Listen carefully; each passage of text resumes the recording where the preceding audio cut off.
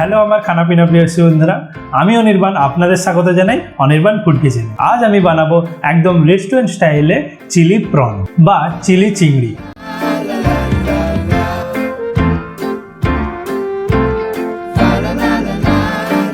বন্ধুরা, আপনারা তো চিলি চিকেন হামেশাই খেয়ে থাকেন, কিন্তু একবার আমাদের এই নতুন স্বাদে চিলি প্রন খেয়ে দেখুন।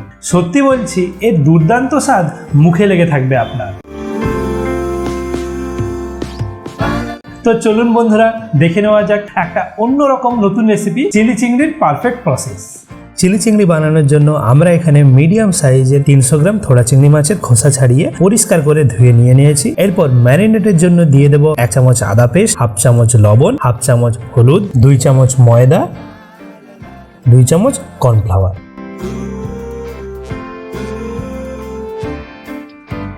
এরপর একটি ডিম নিয়ে যেটা ভালো করে ফাটিয়ে নিয়ে দিয়ে দেবো।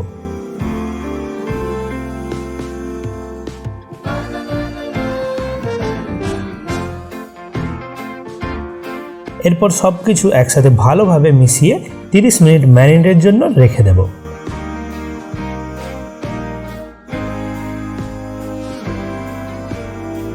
চিলি চিংড়ির মশলার জন্য আমরা নিয়ে নিয়েছি 1/2 সবুজ ক্যাপসিকাম, 1/2 হলুদ ক্যাপসিকাম, একটি বড় সাইজের পেঁয়াজ, 4 কোয়া রসুন, 1/2 ইঞ্চি আদা নিয়ে মিহি করে কুচিয়ে নেব। পেস্ট করবেন না একদম। ক্যাপসিকামগুলোর মাঝের বীজের অংশটা এইভাবে কেটে বাদ দিয়ে দেব। এটা রান্নায় দিলে খেতে তেতো লাগে। তারপরে এইরকম মিডিয়াম সাইজের করে কুচিয়ে নেব।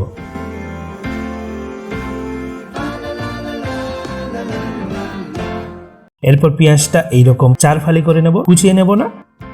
পেঁয়াজের কোয়াগুলো এইভাবে ছাড়িয়ে নেব। তাই আমরা পেঁয়াজটা বড় সাইজের নিয়েছিলাম, যাতে ছাড়াতেও সুবিধা আর রান্নার সময় একদম গলে গিয়ে মিশে যাওয়ার ভয় থাকে না। আর কিছু কাঁচা লঙ্কা কুচিয়ে নিয়েছি।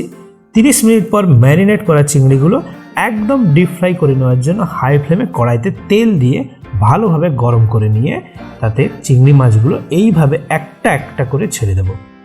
একসাথে সব দেবেন না, এতে চিংড়ির বল তৈরি হয়ে যাবে আর সব চিংড়ির সব দিক ভালোভাবে ভাজা হবে না। চিংড়িগুলো সব দেওয়া হয়ে গেলে এইবার মিডিয়াম ফ্লেমে উল্টে পাল্টে মাছগুলো 5 মিনিট ভেজে নেব।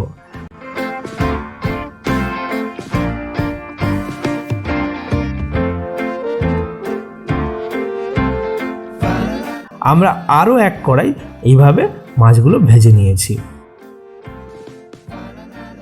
এরপর মশলা তৈরির জন্য মিডিয়াম ফ্লেমে কড়াইতে 2 টেবিল স্পুন তেল নিয়ে নিয়েছি। তেল মিডিয়াম গরম হয়ে গেলে প্রথমে রসুন কুচি ও তারপর আদা কুচি দিয়ে দিয়েছি।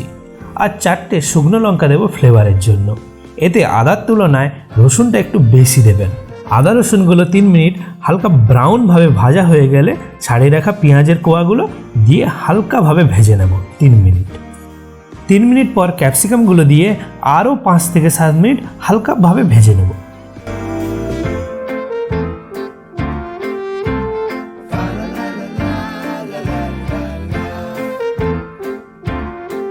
এরপর দিয়ে দেবো 2 tablespoon red chilli sauce, আর দিয়ে দেবো 3 টেবিল স্পুন টমেটো সস, আর দিয়ে দেবো 1 টেবিল স্পুন সয়া সস।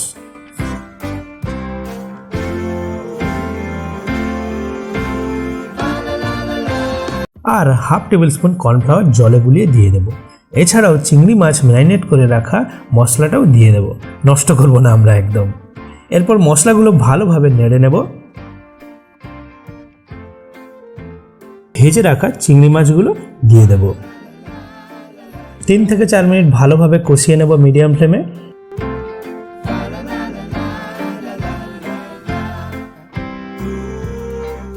দিয়ে দেব স্বাদ মতো লবণ। আমি লবণ একদম শেষে দিলাম, কারণ চিলি চিংড়ির সমস্ত সবজিগুলো ভাজার সময় যাতে সেদ্ধ না হয়ে যায়। একদম অল্প 1/2 চামচ চিনি দিয়ে দেব। আপনারা চাইলে একটু চিনির পরিমাণ বাড়াতে পারেন। আপনারা চাইলে এইরকম ড্রাই মশলাদার চিলি চিংড়ি সার্ভ করতে পারেন। বন্ধুরা, আমি জাস্ট হালকা জুসি চিলি চিংড়ি পছন্দ করি, তাই আরও একবার 1/2 কাপ জল মিশিয়ে দিয়েছি। একদম শেষে নামিয়ে নেওয়ার আগে দিয়ে দেব 1 টেবিল স্পুন ভিনিগার। ভিনিগার মিশিয়ে নিয়ে রেডি হয়ে গেল একদম নতুন স্বাদে নতুন একটি রেসিপি, চিলি চিংড়ি।